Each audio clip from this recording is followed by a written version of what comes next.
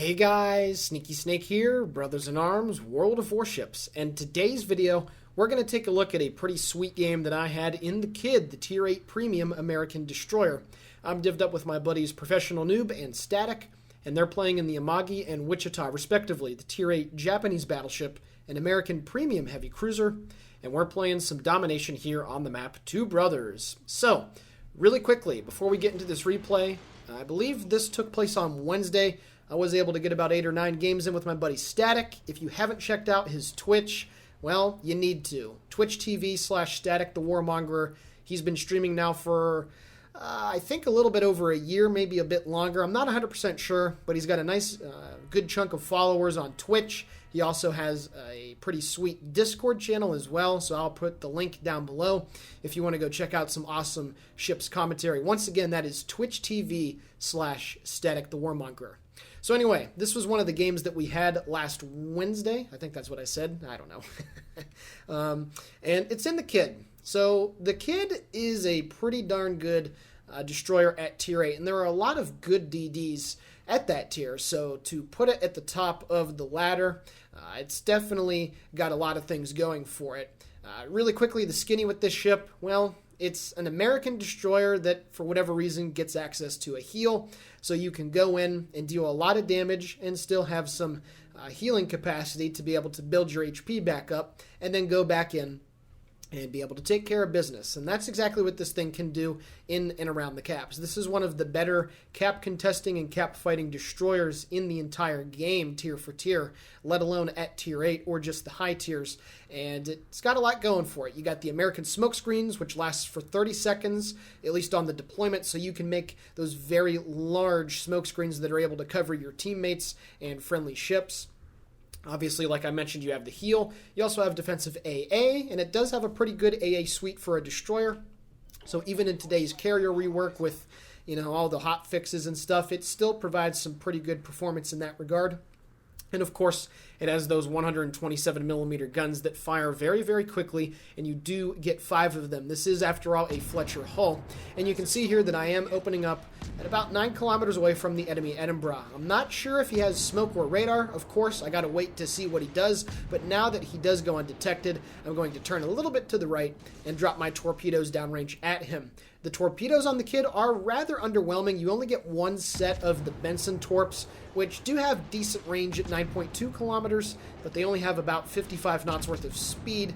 And while they do have decent damage, it's really the speed and only the count. You only get 5 of them, and it does have a rather large reload as well. So if a cruiser or an aggressive enemy destroyer wants to rush you, things can get a little bit dicey.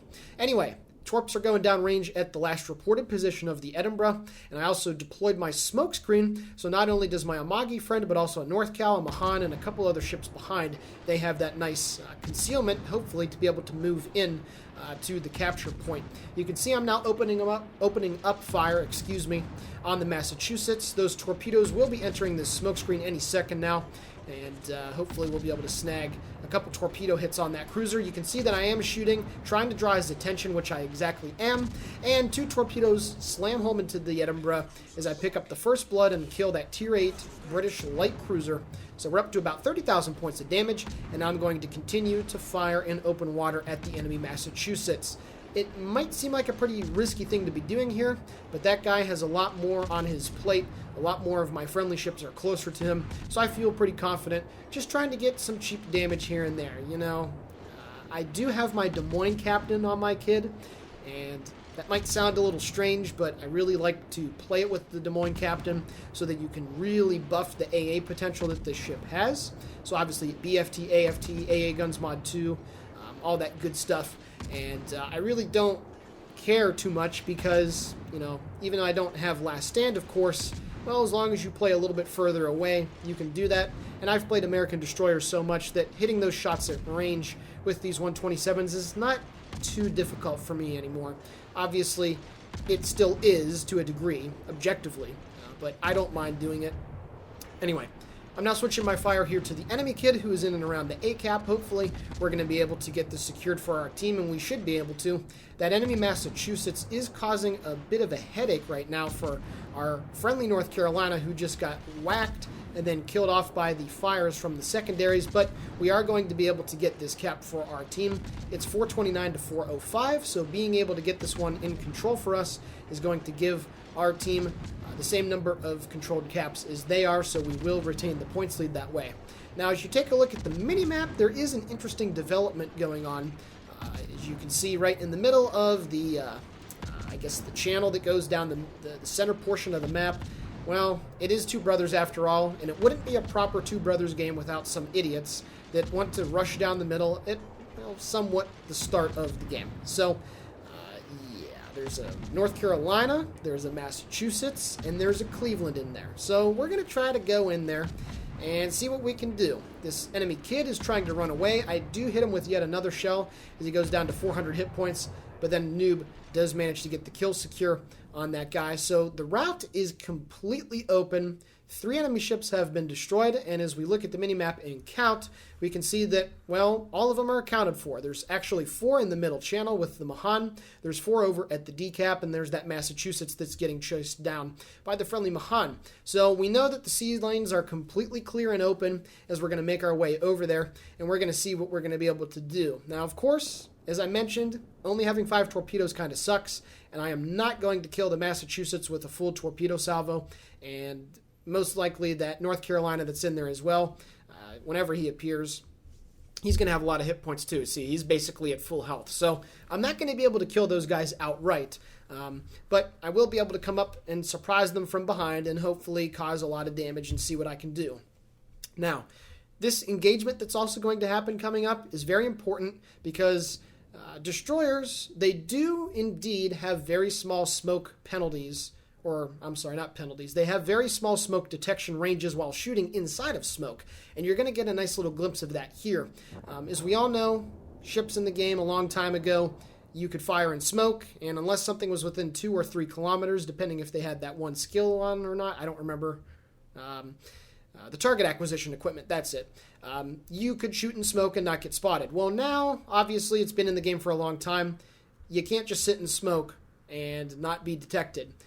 As I go around the corner, that North Carolina is at 2.3 kilometers. The kid's smoke detection range when firing is about 2.8 kilometers. So actually, right here, as I do smoke up and I drop my torpedo salvo right at the stern of both of those battleships, as I do shoot, you can see that I am still detected. So what this means is that I got to continue to deploy my smoke screen out and get away from those battleships to increase the distance. So you can see here, I still have about 5 seconds left on the smoke screen, and right about now is 3 torpedoes strike home. I get to 2.8 kilometers away, and now I can safely stealth fire at those battleships. Both of them took torpedoes. Both of the battleships took flooding from those torpedoes, which is the most important thing. So now if RNG throws me a bone, I'm going to be able to set some fires and really start cooking these guys down. Take a look at the damage counter. It's at 102,000 and ticking with the floods that are going. And now you can see that I do have a fire on that North Cal. So now I'm going to switch my focus to the Massachusetts, and I also get a fire on him. So now there's 2 floodings going and 2 fires, 1 on each of those battleships. And we pick up the solo base capture as well. And for good measure, yet another fire there, I believe, on the Massachusetts. So these guys are ticking very, very nicely. Just let them roast, let them flood away. Good stuff. I pick up the kill on the North Carolina. Then I switch my focus to the enemy Massachusetts, who just continues to hemorrhage health.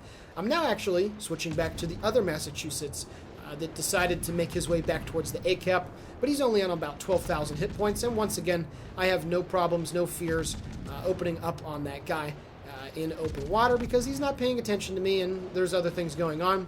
But the friendly North Cal manages to burn him down after Noob was able to hit him for about 8,000 points of damage.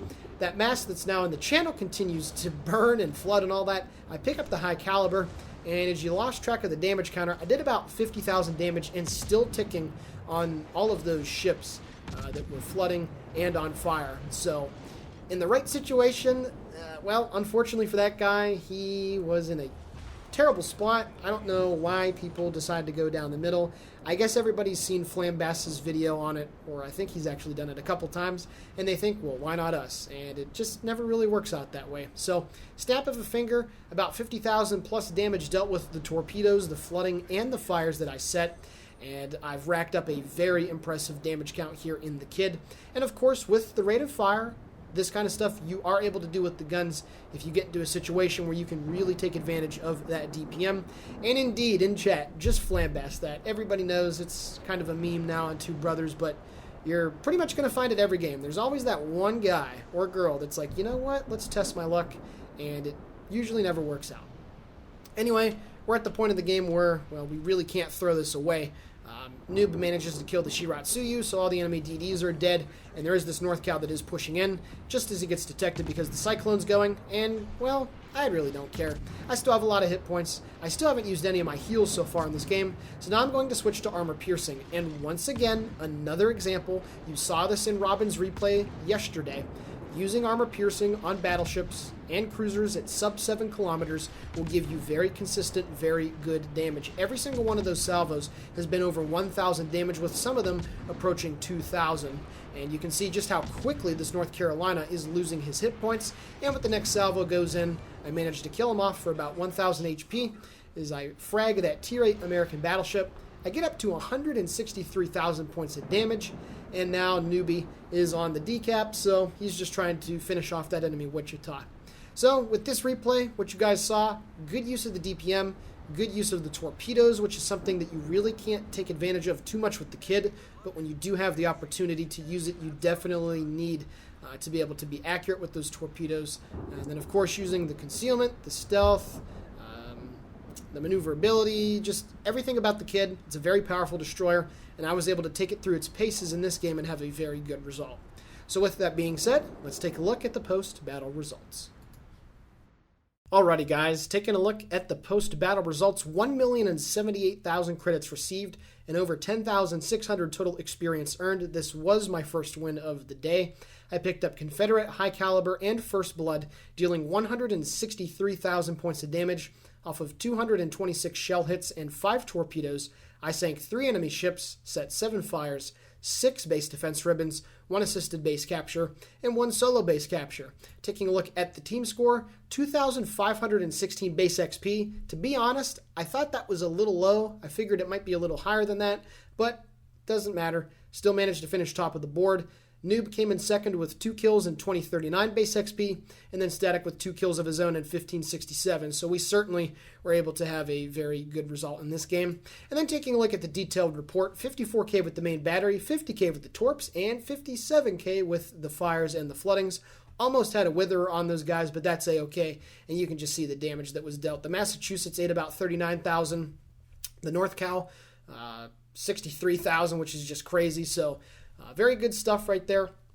I was able to really make my presence felt with the gunpowder and the torpedoes, and just another solid replay in the Kid. I have featured this replay a few times before, but it's something that it's a ship that I really love to play. It's a good credit maker, and it is definitely a fan favorite. So I hope you guys enjoyed this replay. As always, this is the Sneaky Snake for Brothers in Arms World of Warships signing off. Guys and gals, as always, have a great day.